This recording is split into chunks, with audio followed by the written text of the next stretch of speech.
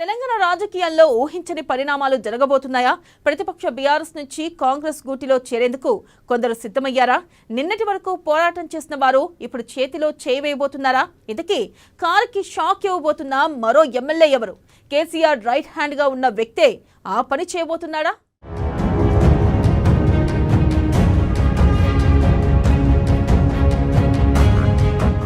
తెలంగాణ రాజకీయాల్లో రోజుకో twist.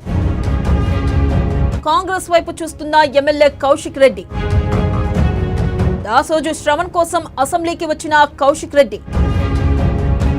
CLP కార్యాలయంలో శంకర్ నాయక్ కు కౌశిక్ అభినందనలు.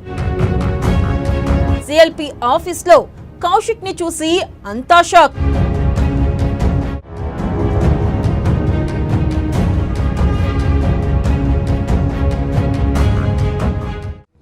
రాజకీయాల్లో రోజుకో ట్విస్ట్ పుట్టుకొస్తుంది.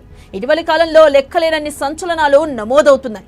2023 చివరిలో జరిగిన అసెంబ్లీ ఎన్నికల్లో రేవంత్ రెడ్డి నేతృత్వంలోని కాంగ్రెస్ పార్టీ బీఆర్ఎస్ నుంచి అధికారాన్ని చేజిక్కించుకుంది. ఫలితంగా అప్పటిదాకా దఫదఫాలుగా వివిధ పార్టీల నుంచి బీఆర్ఎస్ లోకి చేరిన వారిలో ఓ 10 మంది దాకా కాంగ్రెస్ గూటికి చేరారు. అలా కాంగ్రెస్ నుంచి బీఆర్ఎస్ గూటికి చేరిన మరో కీలక నేత హుజూరాబాద్ ఎమ్మెల్యే పాడి కౌశిక్ రెడ్డి కూడా ఇప్పుడు హస్తం పార్టీ వైపు చూస్తున్నారా అన్న దిశగా ఆసక్తికర విశ్లేషణలు మొదలయ్యాయి.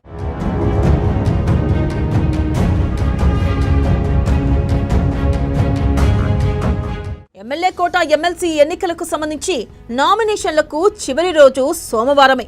ఈ నేపథ్యంలో ఇటు అధికార కాంగ్రెస్, మిత్రపక్షం సిపిఐ, విపక్షం బీఆర్ఎస్ లకు చెందిన 5గురు అభ్యర్థులు సోమవారమే అసెంబ్లీలోని రిటర్నింగ్ అధికారికి నామినేషన్ పత్రాలు అందజేశారు. ఈ కార్యక్రమానికి ఆయా పార్టీల తరపున కీలక నేతలంతా హాజరయ్యారు.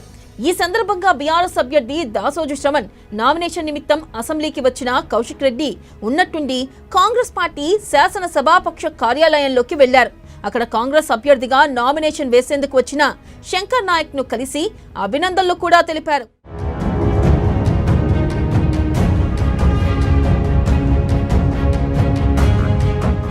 సిఎల్పీ కార్యాలయంలో కౌశిక్ రెడ్డిని చూసిన వారంతా ఆశ్చర్యానికి గురయ్యారు. ఎందుకంటే ఇప్పుడు అధికార కాంగ్రెస్ పై పోరాటం చేస్తున్న బీఆర్ఎస్ నేతల్లో కౌశిక్ రెడ్డిది తొలి స్థానమనే చెప్పాలి. కాంగ్రెస్ పార్టీ అనుసరిస్తున్న ప్రతి చర్యను విమర్శిస్తూ సాగుతున్న కౌశిక్ రెడ్డిపై ఇప్పటికే పలు కేసులు నమోదయ్యాయి. కౌశిక్ ను పోలీసులు పలుమార్లు అరెస్టు కూడా చేశారు. ఇక బీఆర్ఎస్ ను వీడి కాంగ్రెస్ లో చేరిన 10 మంది ఎమ్మెల్యేలపై అనర్హత వేటు వేయాలని కౌశిక్ రెడ్డి ఏకంగా సర్వోన్నత న్యాయస్థానం సుప్రీంకోర్టులో పిటిషన్ కూడా దాఖలు చేశారు.